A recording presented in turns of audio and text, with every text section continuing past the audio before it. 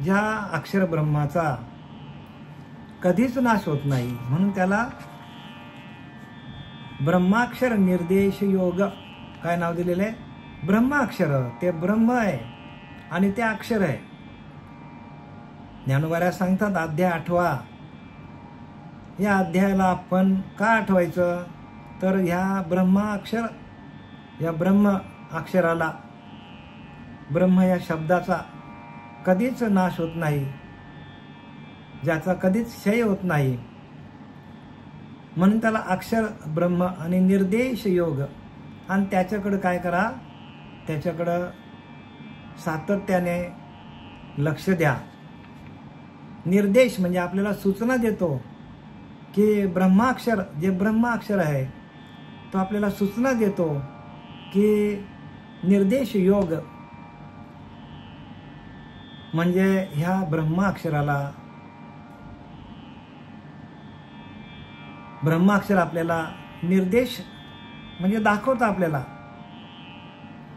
की ह्या ब्रह्माक्षराचा कधीच नाश होत नाही आणि त्याला आठवायची गरज नाही, कारण तो सातत्याने आहेच.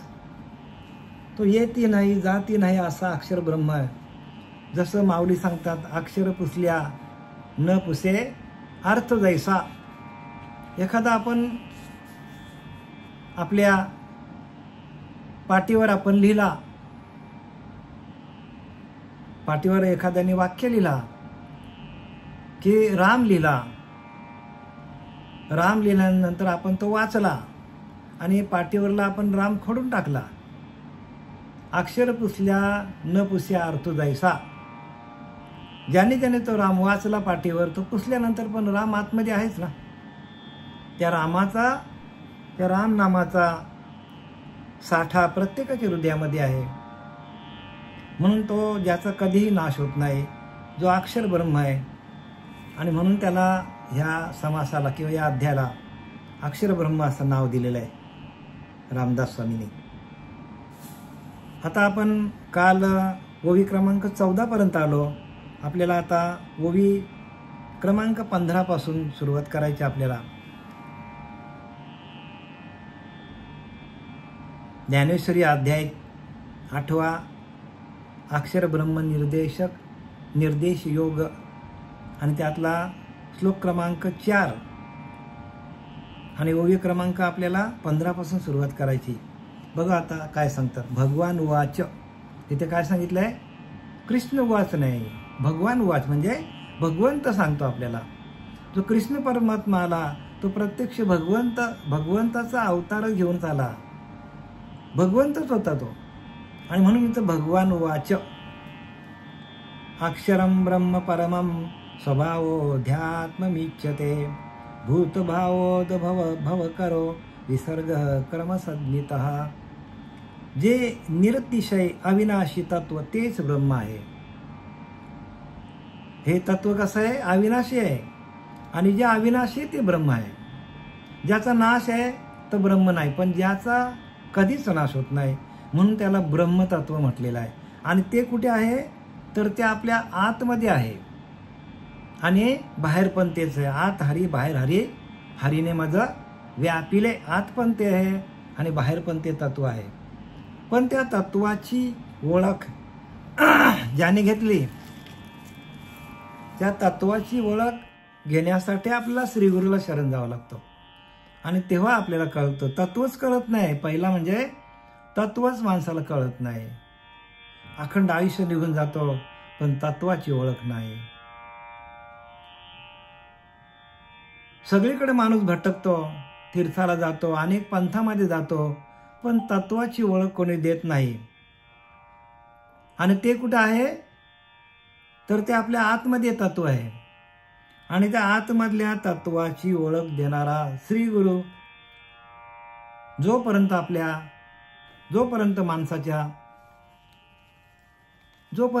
माणसाच्या राशीला येत नाही, तोपर्यंत ह्या अक्षर ब्रह्माची ओळख करून कोणी देणार नाही. आणि म्हणून आपल्याला सच्चिदानंद सद्गुरू, ब्रह्मलीन, श्रीपाद बाबा, पांडुरंग देवकर बाबा यांच्यासारखे महात्मे आपल्या जीवनात आले आणि तेव्हा आपल्याला ह्या अक्षर ब्रह्म काय असतो, ज्ञानेश्वरीचा अर्थ काय आहे, 6वा अध्याय काय आहे, 7वा अध्याय काय, ध्यान कशाला म्हणतात, ज्ञान कशाला म्हणतात, वैराग्य कशाला म्हणतात, या सगळ्या गोष्टी आपल्याला अनुभवाला आल्या का, तर एका अक्षर ब्रह्म म्हणजे ज्या ब्रह्माचा कधीच नाश होत नाही आणि तेच परब्रह्म आपल्याजवळ आहे असं संत रामदासांनी लिहिलं बरं का. परब्रह्म ते सकळान परते तयास पाहता आपणच ते. बघा समर्थ रामदासांनी लिहिले परब्रह्म ते सकळान परते तयास पाहता आपणच ते. पण हे कळे अनुभव मते सद्गुरु केली या. मग सद्गुरू तसा पाहिजे हो. सद्गुरू तसा मिळाला जीवनामध्ये तर अक्षर ब्रह्म काय याची आपल्याला ओळख पडतं. महावाक्य काय, बोध काय, या सगळ्या गोष्टी आपल्याला ज्या वेळेला आपण आपल्याच अंतरीच्या अंतरात्म्याशी आपण एकरूप होतो, आपल्याच अंतरीच्या अंतरात्म्याचं आपण भजन करतो, त्यावेळेला आपल्याला ह्या सगळ्या गोष्टी निदर्शनास येतात. कारण ते ब्रह्म कुठे आहे, ते परब्रह्म आपल्याकडे आहे. ते परब्रह्म परब्रह्म ते सकळान परते तयास पाहता आपणच ते. सगळीकडे व्यापलेलं आहे आणि आपल्या आतमध्ये पण ते आहे. पण हे कडे अनुभव मते, अनुभवातून आपल्याला सद्गुरू केली या. सद्गुरू केल्यावर आपल्याला अनुभव यायला पाहिजे. पण बरेचसे साधक असे आहेत, बरेचसे श्रद्धाळू असे आहेत, बरेचसे भक्त असे आहेत की त्यांना अनुभवच नसतो. परमार्थामध्ये अनुभव पाहिजे. संसारामध्ये आपल्या प्रपंचामध्ये अनुभव येतो की नाही. एकदा का माणूस प्रपंच करायला लागला की त्याला सगळ्या गोष्टीचा अनुभव येतो. सगळ्या गोष्टीचा, ज्या ज्या संसाराला लागतील आपल्या गोष्टी, त्या सगळ्या गोष्टींची अनुभूती येते माणसाला. नोकरी करतो, धंदा करतो, अनुभव येतो. नोकरीमध्ये धंद्यामध्ये जसं जसं आपल्याला प्रगती होईल, तसं तसं व्यापार होईल, तसं तसं आपला प्रॉफिट होतो. आणि एकदा का प्रॉफिट वाढला प्रपंच धंद्यामध्ये तर माणूस अजून धंदा वाढवतो. कारण प्रॉफिट समोर दिसतो. तसा ह्या परमार्थामध्ये प्रॉफिट म्हणजे आपला हित ते करावे देवाचे चिंतन. म्हणजे आपला सातत्याने भगवंताचं चिंतन होतं का, हे आपलं हित आहे. हित म्हणजे प्रॉफिट. हित ते करावे देवाचे चिंतन. देवाचं चिंतन आपलं होतं की नाही ते बघायला पाहिजे आपण. आणि तोच आपला काय आहे, आपण ज्याला प्रपंचामध्ये प्रॉफिट म्हणतो त्यालाच परमार्थामध्ये हित म्हणतात. हित आणि हित. हित ते करावे देवाचे चिंतन. म्हणजे देवाचं चिंतन, भगवंताचं चिंतन, त्या नामाचं चिंतन आपलं अखंड होतं की नाही. ह्याच्यामध्ये काय आहे, आपला प्रॉफिट आहे म्हणजे हित आहे. जरा जरी एक सेकंद जरी आपण इकडे तिकडे गेलो आणि आपलं चिंतन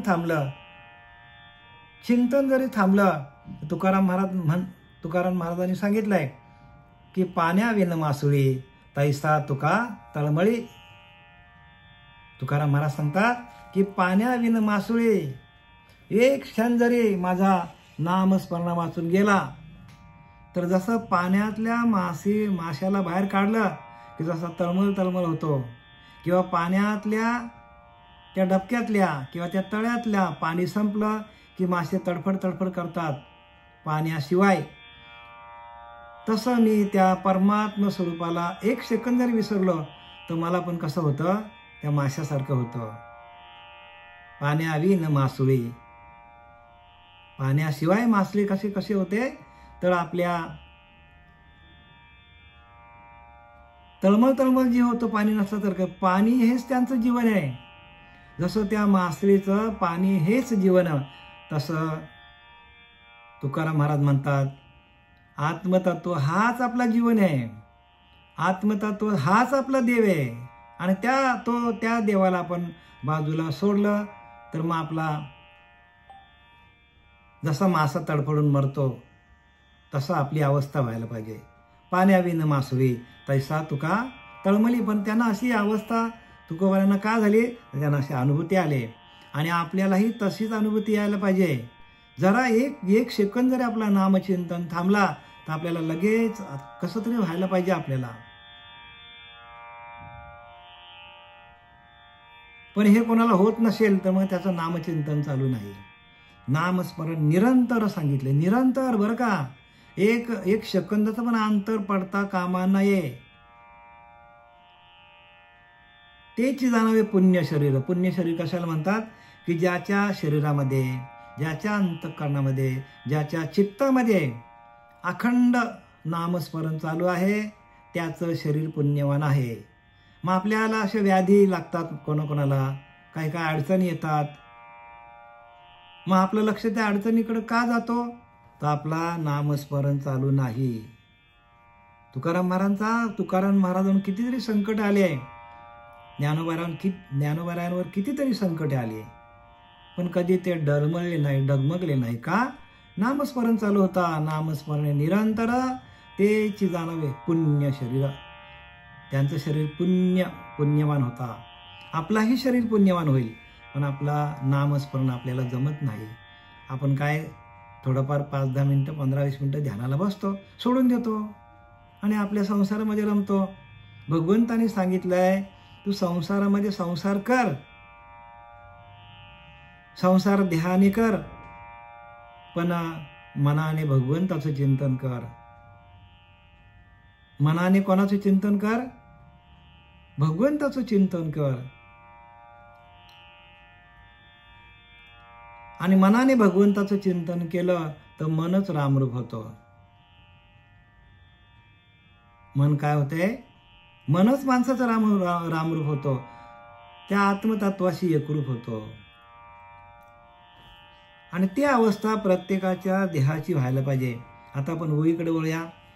मग म्हणितले सर्वेश्वरे जे ज्या आकारी ये खोकरे कोंदल्या असत न खिरे कवने काळी. मग म्हणितले सर्वेश्वरे ज्या आकारी ये खोकरे कोंदल्या असत न खिरे कवने काळी. मग सर्वेश्वर म्हणाले. सर्वेश्वर म्हणजे सर्वांना चालवणारा ईश्वर परमात्मा, कृष्ण परमात्मा, जे या फुटक्या आकारात म्हणजे देहामध्ये काठोकाठ भरलेले असून कोणत्याही वेळी त्याचा नाश पावत नाही. इथे आलं की नाही सगळं? भगवंत सांगतो या फुटक्या देहात म्हणजे आपल्याला शरीराला किती तर 9 आपल्या शरीराला 9 भोक आहेत. 9 होलं आपल्या शरीराला. आपल्या शरीराला 9 भोक आहेत आपल्या शरीराला. आणि आपल्या अंगाला संपूर्ण बारीक बारीक बारीक बारीक छिद्र आहेत. या सगळ्या छिद्रांतून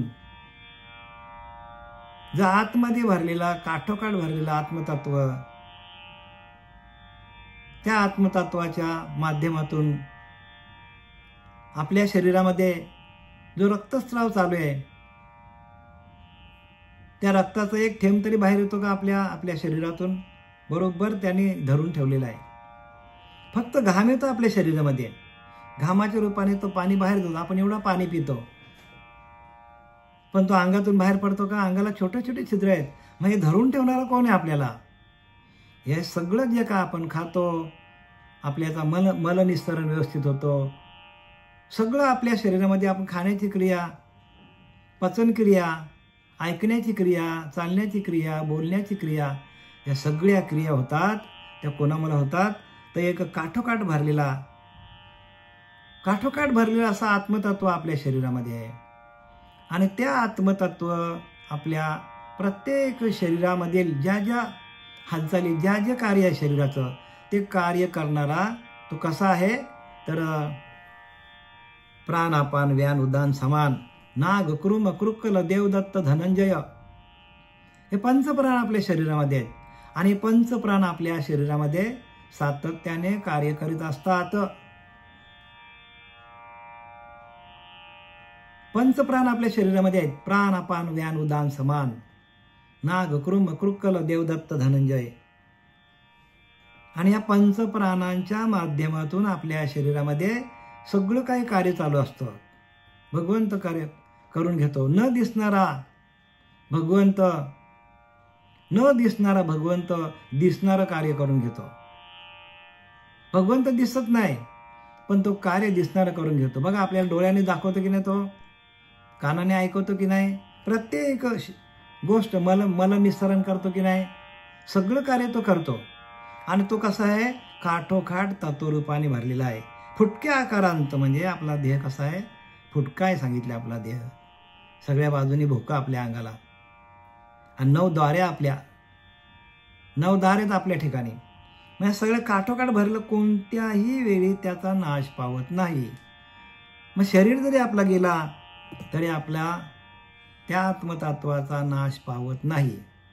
समर्थांनी लिहिले की ना रामदासांनी, पंच प्राण स्थळ सोडिती, प्राणरूप वासना वृत्ती, वासना मिश्रित देह जाती स्थळ सोडून या. वायो सरस वासना गेली, वायो स्वरूपच राहिली, पुन्हा जन्म घेऊन आली हेती परत्वे. पंचप्राण स्थळ सोडिती, म्हणजे आपल्या शरीरामध्ये असलेले पंचप्राण आत्मतत्वरूपाने ते प्राण चालतात, तत्वरूपाने चालतात.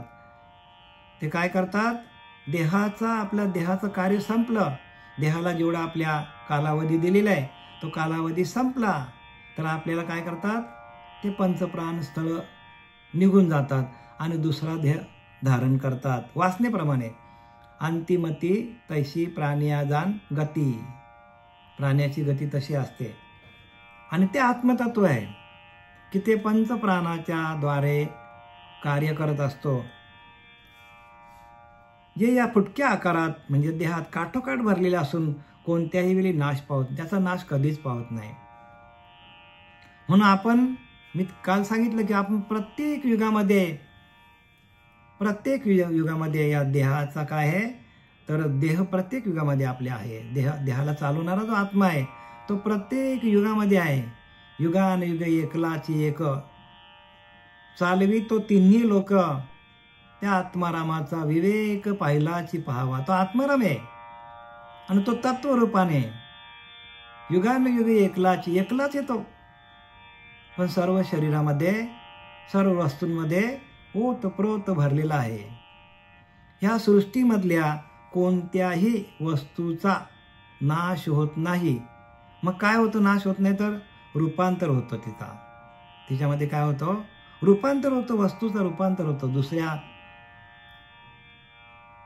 परिवर्तन होतो. कुठल्याही वस्तूचा नाश होत नाही तर तिचा परिवर्तन होतो. परिवर्तन सृष्टी का नियम है.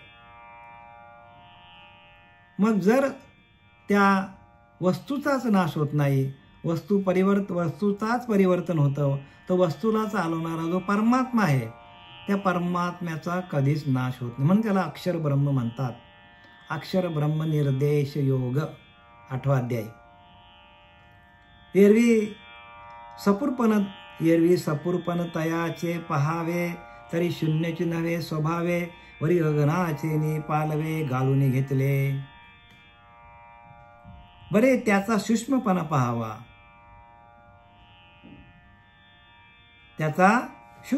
पहावा, तर शून्यच आहे असे वाटेल, परंतु तसे नव्हे.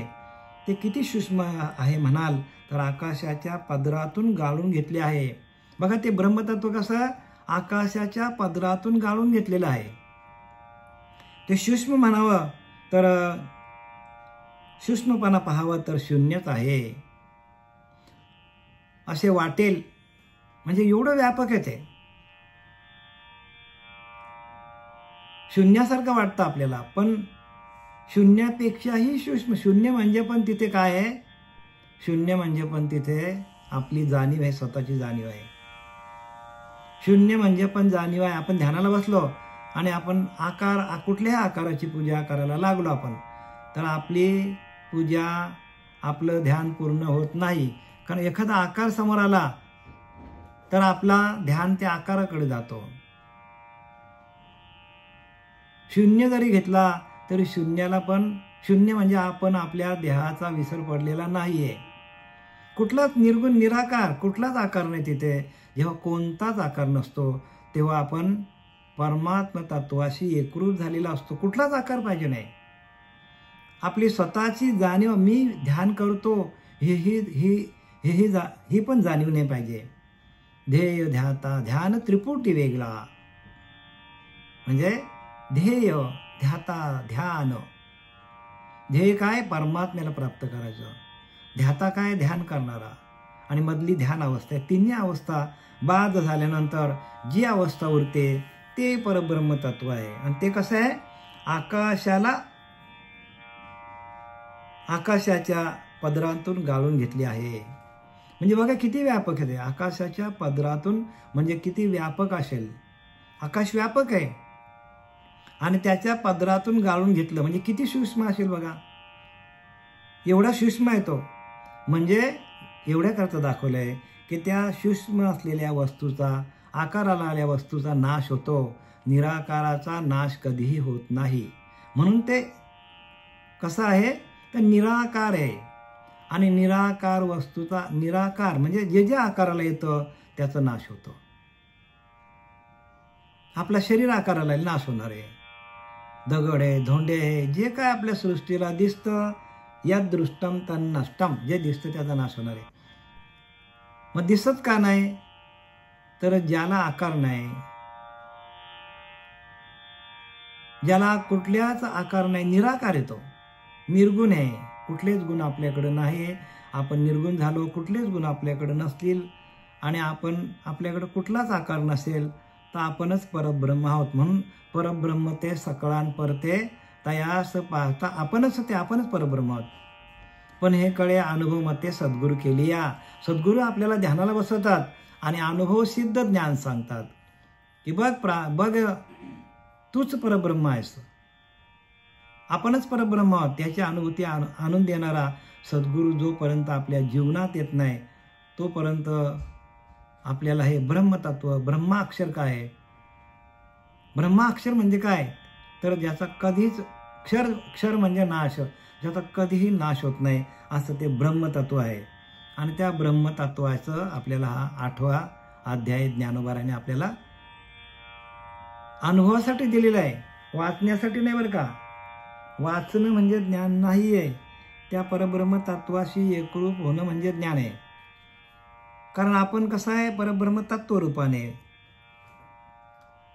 परब्रह्म कसं आहे? तत्वरूपाने आहे. जे ऐसे ही परी विरुळे ये विज्ञानाची ये खोळे हलवले ही न गळे ते परब्रह्म. आता बघा प्रत्येक ठिकाणी त्यांनी काय सांगितलंय?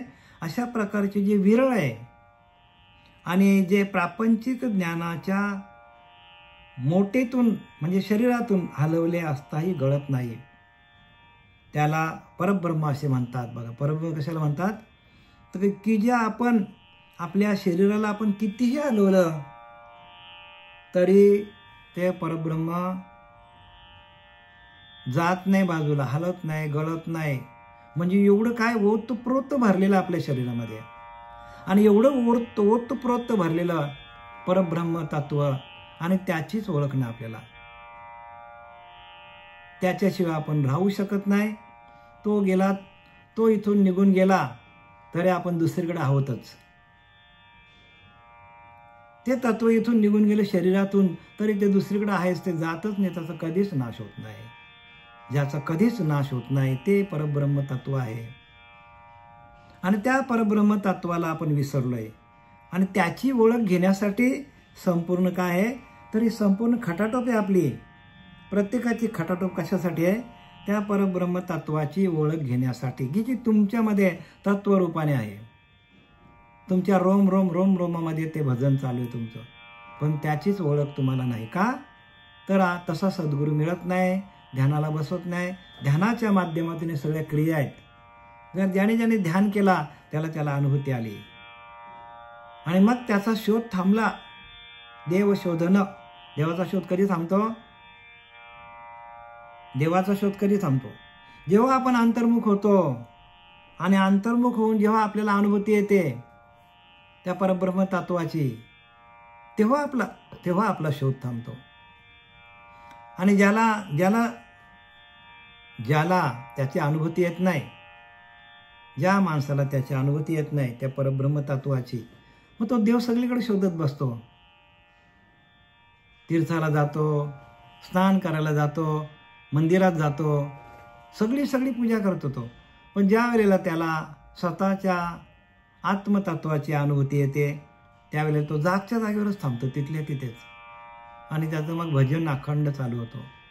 कारण ते ओतप्रोत भरलेलं परब्रह्म आहे. आणि त्या ओतप्रोत भरलेल्या परब्रह्म तत्वाची अनुभूती आल्यानंतर जागच्या जागेवर माणूस थांबून काय करतो, त्या परब्रह्म तत्वाचं भजन करतो. म्हणून इथं लिहिलं आहे अशा प्रकारे जे विरळ आहे. कसं आहे? विरळ आहे. पण जे प्रापंचिक ज्ञानाच्या शरीरातून म्हणजे आपल्या शरीरातून हलवले असताही गळत नाही. कितीही शरीर हलवला बघा, शरीराला किती पण हलवला तरी त्यातनं परब्रह्म निघून जातो का? पडतो का? त्यातनं गाळला जातो का? नाही ना. ते सगळे धरून आहे ना. आत पण ते आहे आणि बाहेर पण ते आहे. प्रत्येक वस्तूला त्याने काय केलेलं आहे, त्या तत्वाने काय केलेलं आहे, आपलंसं करून घेतलेलं आहे. आणि म्हणून ज्ञानवऱ्या सांगतात की मी अधिष्ठिली या प्रकृती होय चराचराची असंबुद्धी. म्हणजे प्रत्येक गोष्टीचं अधिष्ठान मी धारण केलेलं आहे. गवताचं अधिष्ठान मी आहे, झाडाचं अधिष्ठान मी आहे, माणसाचं अधिष्ठान मी आहे, अंतरीचा अंतरात्मा. प्राण्याचं अधिष्ठान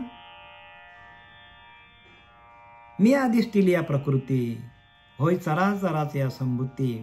चराचरामध्ये प्रत्येक वस्तू जी आहे ती माझ्या अधिष्ठानावर आहे. म्हणजे सर्व कोणी केलं आहे? त्या एका परब्रह्माने केलेलं आहे. कोणाला जन्माला घालणं, कोणाला गवताच्या रूपाने, झाडाच्या रूपाने, प्राण्यांच्या रूपाने, पक्ष्यांच्या रूपाने, पंचभूतांच्या रूपाने सगळीकडे परमात्मा भरलेला आहे. म्हणून लिहिले की नाही, अर्जुना मी नसे ऐसे कवा न ठाऊ असे, परी प्राणियाचे दैव कैसे माते न देखती. बघा किती कसं सांगितले बघा ना ज्ञानोबरांनी. भगवंताने सांगितले अर्जुनाला, बघ अर्जुना, मी नसे असं कुठलं ठिकाणच नाही, सगळीकडे मीच भरलेलं आहे. परी प्राणियाचे दैव कैसे माते न देखती, मलाच बघत नाही. कारण निदैवाच्या पारीवारी लोह्या रुतल्या आहेत ते सहस्त्रवारी, परी तेथ बैसून उपवास करी का दारिद्र्य जिये. ज्ञानोबऱ्या सांगतात का निदैवाच्या पारीवारी लोह्या रुतल्या आहेत सहस्त्रवारी, तेथ बैसून उपवास करी का दारिद्र्य जिये. म्हणजे माणूस कसा आहे? निदैवी आहे माणूस. आपल्याच आतमध्ये त्या परब्रह्माचा ठेवा आहे. जसं एखाद्या घरामध्ये पूर्वीच्या काळामध्ये बघा,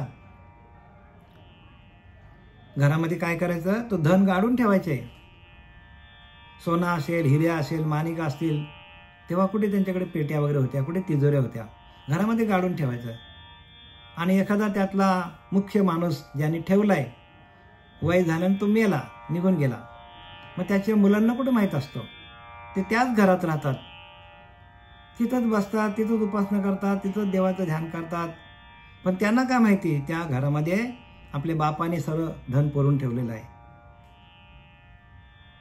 तेथ बैसून उपवास करी का दारिद्र्य जी आहे. दारिद्र्य काय आहे तो माणसाला, कारण ते धन आहे, ते धन सापडत नाही त्याला. बाप श्रीमंत होता पण पोराच्या हातात ते धन आलं नाही. बापाच्याकडे धन होता, बापाने गाडून ठेवलंय, बाप आनंदात होता. घरामध्ये लोह्या रुतल्या आहेत सहस्त्रवारी, परी तेथ बैसून उपवास करी का दारिद्र्य जी आहे. म्हणजे आपल्याच घरामध्ये काय आहे, देहरूपी घरामध्ये तो परमात्मा कसा आहे, ओतप्रोत भरलेला आहे. पण आपण काय करतो, आपण त्याच घरामध्ये वास्तव्याला आलं भगवंत आहे, त्याला सोडून आपण सगळं काय करतो. एका परमात्म तत्वाची ओळख घेत नाही आपण. ते परमात्म तत्व आपल्याकडेच आहे आणि तोच आपला महाधन आहे.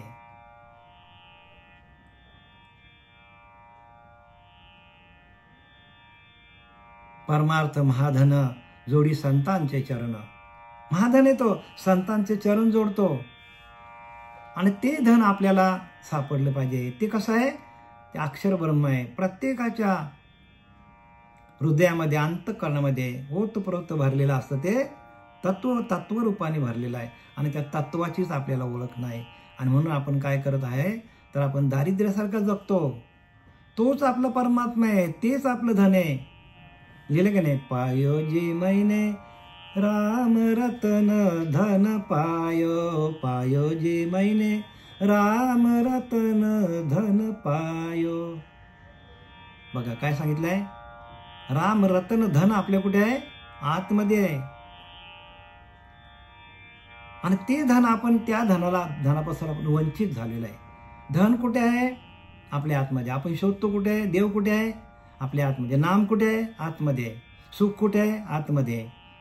संतोष कुठे आहे? सगळं आतमध्ये आहे, बाहेर काहीच नाही. म्हणून अंतर्निष्ठ व्हायला पाहिजे. अंतर्मुखी सदा सुखी, बहिर्मुखी सदा दुखी. हो, अंतर्मुखी व्हा. जे काय निरूपण आहे ते सगळं आत्मज्ञानाचं निरूपण आहे. एक एक ओवी आत्मज्ञानाने ओतप्रोत भरलेली आहे. संपूर्ण तत्व आहे. प्रत्येक शब्दामध्ये तत्व भरलेलं आहे. पण आपल्याला तत्वाचीच ओळख नाही ना. आणि ते तत्व प्रगट करण्यासाठी आपल्याला श्रीगुरूंकडे जायचं असतं. श्रीगुरूंकडे काय आपण संसारातल्या गोष्टी मागायला जायचं नाही बरं का. कारण हे सगळ्या गोष्टी नाशिवंत आहेत. जे जे आपण या मृत्यूलोकामध्ये आलोय, म्हणून तुझं नव्हे तुझं शरीर, इतरांचा काय विचार, आता एक भगवंत साचार धरी भावार्थ बळे.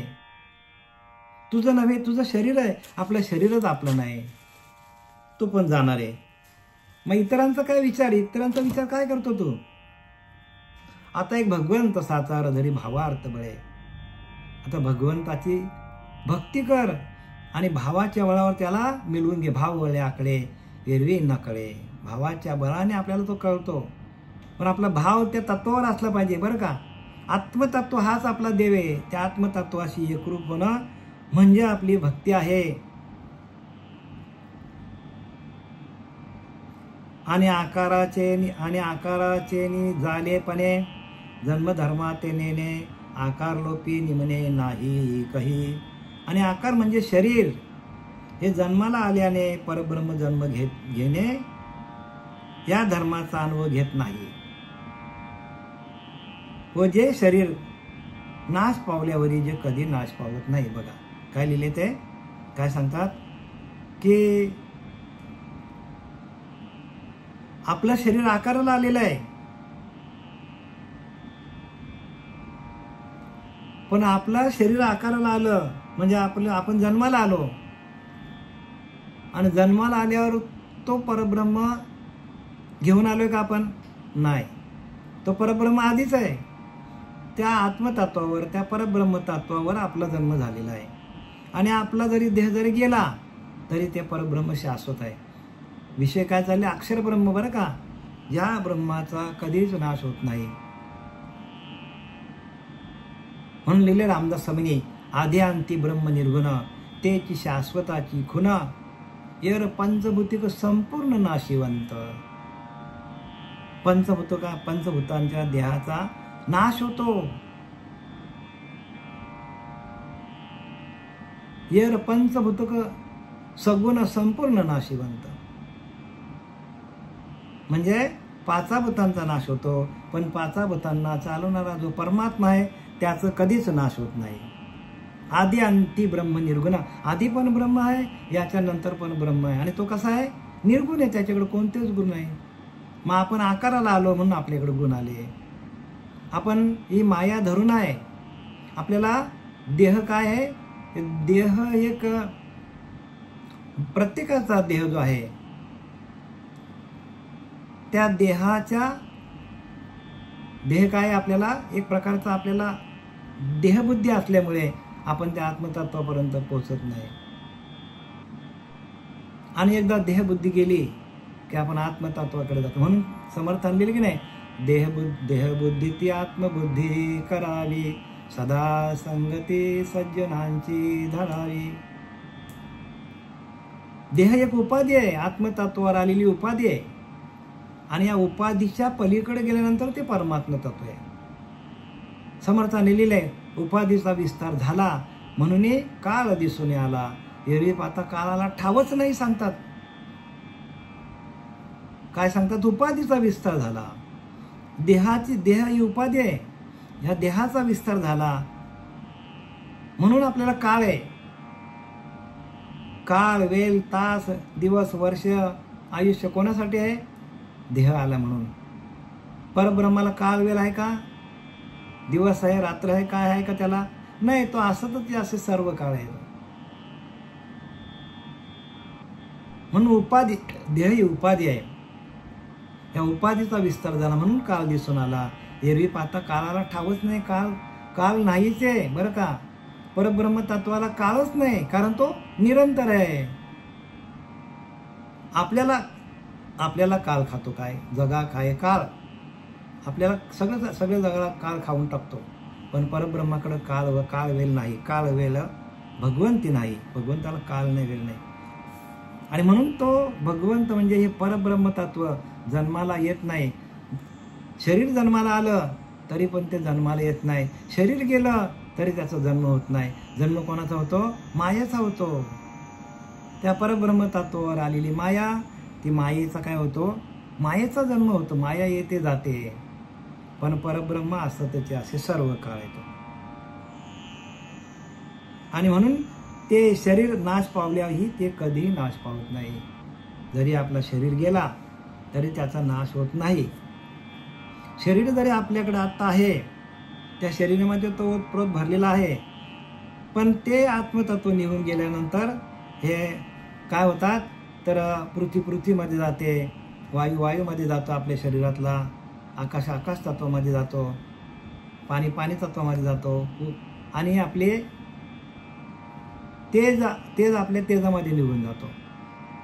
आपल्या पंचभूतामध्ये सगळं विलीन होतो.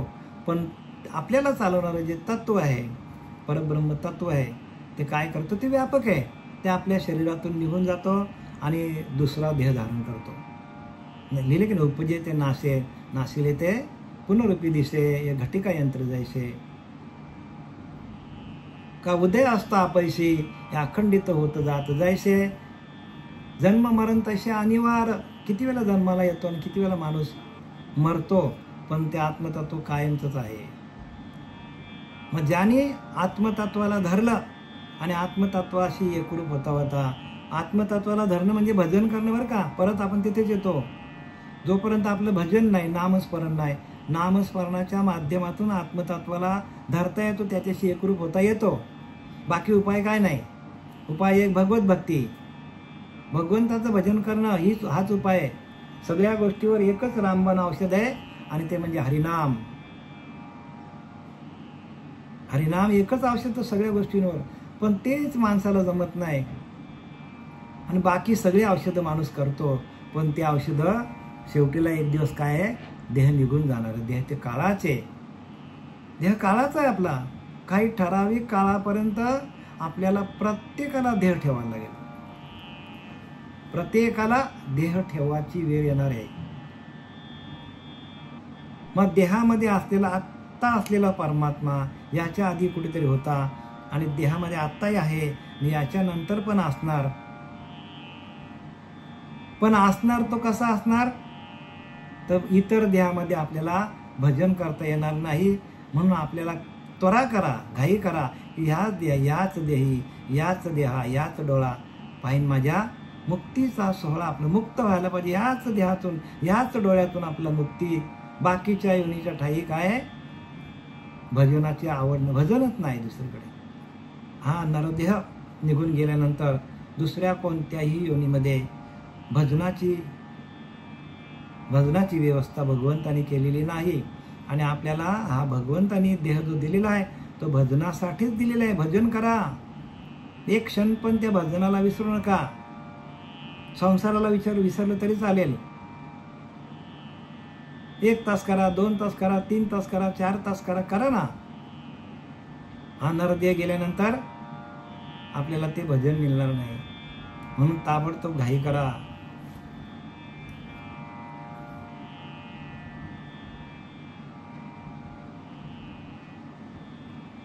ऐशी आपुल्याची सहज स्थिती, जया ब्रह्माची नित्यता असते, तया नाम सुभद्रापती अध्यात्मगा. आता अध्यात्म ज्ञान कशाला म्हणतात याच्यावर भगवंताने अर्जुनाला सांगितले आहे. ऐशी आपल्याची सहज स्थिती, सहज आहे तो, सहज देव असं तशी असे लिहिले की नाही समर्थांनी. साया असं देव तुटे फुटे नाशे. सहज देव, सहज म्हणजे काय, आपला श्वास जातो येतो जातो येतो, आपण आपला त्याच्याकडे लक्ष तरी आहे का? 21,600 वेळा आपला दिवसातनं श्वास चालतो आणि त्याच्याकडे कोणाचंच लक्ष नाही. सहज देव आहे तो. समर्थ रामदासांनी अजपा निरूपण दशक 17वा समास 5वा, दशक 17वा प्रकृती पुरुष समास 5वा, अजपा निरूपण नाम, जपण्याची गरज नाही, फक्त श्वासाकडे लक्ष ठेवा. आणि त्याच्यामध्ये पहिलीच ओळी टाकले 21,600 जपा, नेमून गेल्या जपा. विचार पाहता सोपा सकळ काय, सोपा परमार्थ आहे. 21,600 वेळा आपले श्वास जातात येतात जातात येतात, जातो येतो जातो येतो, वासुदेव करतो फेरा. तू वासुदेव आहे, त्याच्या फेऱ्या चालू आहेत, पण आपला तिथं लक्ष नाही. तो का म्हणे लक्ष लक्षुनी अंतरी तोच वारकरी. वारकरी कोणाला सांगितलं? तुकोबारांची व्याख्या आहे बघा. सगळी वारीला जातात, पण तुकाराम महाराजची व्याख्या आहे. तुका म्हणे लक्ष लक्षुनी अंतरे तोच वारकरी पंढरीचा. म्हणजे आतमध्ये जो श्वास जातो येतो जातो येतो त्याच्याकडे लक्ष ठेवून राहणं, ही वारी आपली. वारी कोणती आहे? तुका म्हणे लक्ष लक्षुनी अंतरी. तो अंतर्देव आहे, त्या अंतर्देवाकडं तो श्वास रूपाने, तो प्राण रूपाने त्याच्याकडे सातत्याने लक्ष ठेवून राहणं, तोच वारकरी. आणि तो वारकरी पंढरीचा. म्हणजे ही पंढरी काया, ही पंढरी आत्मा हा विठ्ठल. या कायारूपी या पंढरीमध्ये, देहरूपी पंढरीमध्ये तो आत्माराम आहे. तो कसा आहे तर श्वासोश्वास माझेने श्वासोश्वासाने निमित्त, माझेने श्वासोश्वासाचे परिचारिता, निमिष निमिष तेचा व्यापार, माझेने निजसुखे साचार, तेथेची मी घर बांधिले. नाथ बाबा सांगतात की जो श्वास जातो येतो जातो येतो ते तिथे त्या श्वासावरती सगळं आहे. कबीरदास सांगतात कमाल क्यों बजाता है ढोल, एक श्वास निकल गया तो तिन्ही लोक का मोल. बघा कबीर आपल्या कमालला सांगतात मुलाला. कबीर म्हणतो कबीर कहे कमाल को क्यों बजावत है ढोल, एक श्वास निकल गया तो तिन्ही लोक का मोल. बघा तिन्ही लोकांचा मोल. तिन्ही लोकाला किंमत जेवढी आहे तेवढी एका श्वासाची किंमत आहे. कबीर कहे कमाल को क्यों बजावत है ढोल, एक श्वास निकल गया तो तिन्ही लोक का मोल. श्वासाला किती किंमत आहे बघा. आणि आपण त्याच देवाला विसरलोय. आणि त्या देवाचं भजन कसं करणं हा जो शिकवतो तो आपला गुरु आहे बरं का, बाकीचे गुरु नाही आहेत. समाज प्रबोधनकार असतील मग त्याने समाज प्रबोधन करायचं ना, करा. ज्याला जे वाटतं ते करा, पण ज्याचं भाग्य उद्याला आला त्याने सद्गुरू करा, सद्गुरू शरण झालं पाहिजे. चुकीचं काहीच नाही बरं का जगामध्ये चाललंय ते. कारण प्रत्येकाचं भाग्य आहे. ज्याच्या भाग्यामध्ये ज्याचं पुण्य अनेक जन्माचं पुण्य जोडे तरीच परमार्थ घडे. लिहिलं की ना, अनेक जन्माचं पुण्य जोडे. समर्थ रामदास सांगतात तरीच परमार्थ घडे, मुख्य परमात्मा आतुडे, अनुभवाशी अनुभवलेल तुम्हाला. तुकोबारा सांगतात की जन्मोजन्मी आम्ही बहुपुण्य केले तव विठ्ठले कृपा केले. हे कशासाठी लिहिलंय? त्यांचे स्वतःचे अनुभव आहेत ते. संतांचे अनुभव आहे म्हणून संताविन प्राप्ती नाही, ऐसे वेद देत असे बाई. संतांशिवाय, संतांना शरण गेल्याशिवाय भगवंताची प्राप्ती होणार नाही. असा अखंडच्या अखंड कित्येक जन्म घ्यावा लागेल तुम्हाला. कित्येक जन्म तुम्हाला आपल्याला जन्म घ्यावा लागते.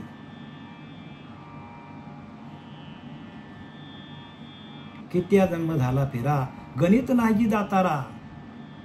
किती जन्म झाला फेरा गणित नाही दातारा. आपण गणित करू शकत नाही. एवढ्या अनेक जन्मामध्ये आपण असंच गेलेलो आहे. भगवंताचं नामस्मरण नाही घेतलं आपण. म्हणून आपल्याला या संसाराच्या चक्रामध्ये, जन्म मरणाच्या चक्रामध्ये आपल्याला फिरावं लागतो. आणि म्हणून नामस्मरणे निरंतर सांगितलं, निरंतर पाहिजे. इथं काय लिहिले बघा की हे सुभद्रापती अशा रीतीने ज्या ब्रह्माची आपल्या स्थायी निरंतर सहस्थिती असते आणि त्याला अध्यात्म असे म्हणतात. अध्यात्म कशाला म्हणतात?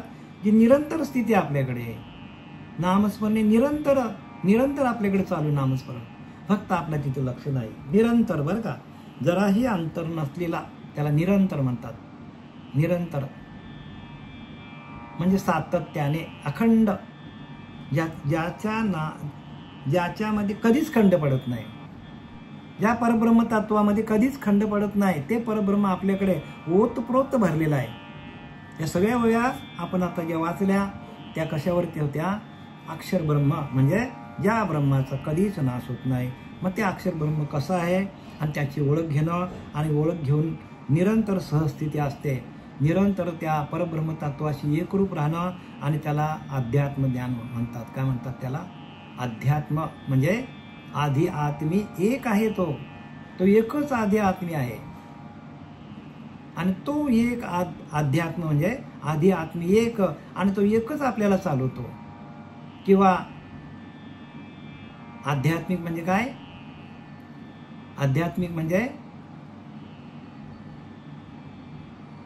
आपला हा अध्याय जो आहे, देहरूपी अध्याय, तो एका परब्रह्म तत्वाशी एकरूप करणं, याला काय म्हणतात? अध्यात्म. हा आपला अध्याय आहे. हा अध्याय त्या परब्रह्म तत्वाशी एकरूप करून त्याचं भजन करणं म्हणजे अध्यात्म आहे.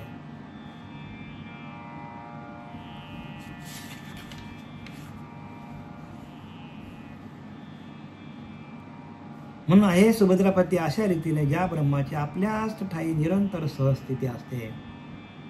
भगवंत सांगतो अर्जुनाला, आपल्याच ठिकाणी निरंतर स्थिती असते या परब्रह्माची. निरंतर स्थिती आपल्याकडे, तुमच्या आमच्याकडेच आहे, पण आपल्या त्याच्यामध्ये अंतर पडतो. का?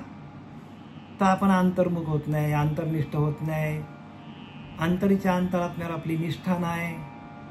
आपली संपूर्ण निष्ठा कुठे आहे? बाह्य अंगाने सगळे. या देवाला भेट, त्या देवाला भेट, इकडे देव तिकडे देव. म्हणून नाही म्हणून सांगतात काय? देव पाहावायशी गेलो, देव पाहावायशी, देव शोधाया निघाला, सांगा केव्हा भेटेल त्याला. देवच देवाला शोधायला निघाले, तर आपल्याला भेटेल का? आपणच देव आहोत. देव शोधाया निघाला, देवाशी सांगा केव्हा भेटेल. आणि ती ओळख आपल्याला ह्या अक्षर ब्रह्मामध्ये ज्ञानोबाराने आपल्याला या 3ऱ्या श्लोकामध्ये आणि ओवी क्रमांक 15 ते 20 इथपर्यंत आपल्याला दिलेली आहे. मग गगनी जेवे निर्मळे, नेनो कैची एके वेळे, उठती घनपटळे नाना वर्णे. आता त्यांनी उदाहरण दृष्टांत दिला की मग निर्मल आकाशात नाना रंगाचे ढग एकदम कसे निर्माण होतात ते ज्याप्रमाणे कळत नाही. ही माया कशी उत्पन्न होते? तर जशा आकाशामध्ये कुठून येतात काय माहित नाही, ढग लगेच तयार होतात. काळे काळे कुट्ट ढग ताबडतोब तयार होतात आणि काय करतात? आकाशाला झाकून टाकतात. तशी ही माया काय करते? बघा दृष्टांत तो दिला. सिद्धांत काय? माया काय करते? तर ह्या परब्रह्म तत्वावर येऊन काय करते? त्या ढगांसारखं आकाशाला झाकून टाकतं. तसं ही माया त्या परब्रह्म तत्वावर येते आणि त्या परब्रह्म तत्वाला झाकून टाकते. परब्रह्म तत्वाला काय करते? आपल्याचकडे तत्व आहे ते, पण आपल्या तत्वाला झाकून कोण टाकते? तर आपली माया. आणि त्या मायेचा निरसन होण्यासाठी आपल्याला श्री गुरूंकडे जायला पाहिजे. आपणच परब्रह्म आहोत. प्रत्यक्ष माणूस हा काय आहे?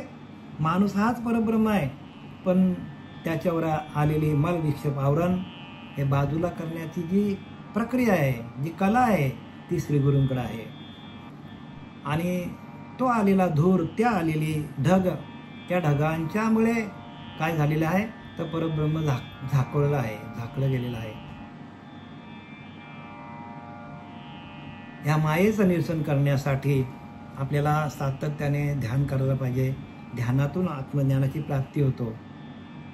म्हणून नानाशास्त्री पठ्यलोकम नाना दैवत पूजनम पर्यात्मज्ञानाविना पार्था सर्व कर्म निरर्थकम.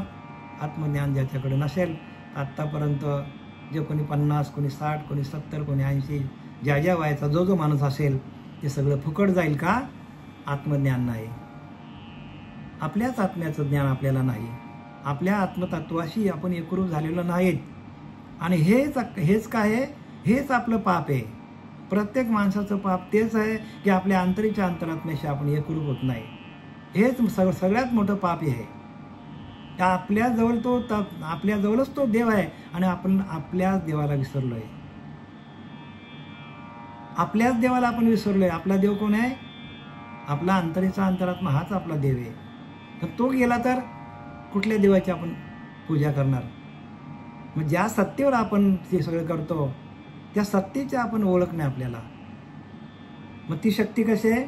तर त्याला इंग्लिशमध्ये गॉड म्हणतात. जी म्हणजे GOD. जी म्हणजे जनरेट, ओ म्हणजे ऑपरेट आणि डी म्हणजे डिस्ट्रॉय.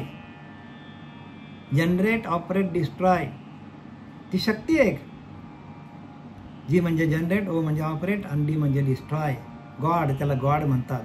आणि ही अशी व्याख्या प्रत्येकाने समजून घ्या की जी शक्ती आपल्याकडे आहे आणि त्या शक्तीला आपण विसरलोय आणि ती शक्ती आपल्याला काही काळापुरती मिळालेली आहे. म्हणून परब्रह्म ते सकळान परते तया असं पाहता आपण असते, परंतु हे कडे अनुभव मते सद्गुरू केली या. झालेली सेवा आपल्या सच्चिदानंद सद्गुरू श्रीपाद बाबा, ब्रह्मलीन सच्चिदानंद सद्गुरू पांडुरंग देवकर बाबा, रामदास बाबा, नारायण बाबा, नाना बाबा यांच्या चरणी समर्पित करीत आहे.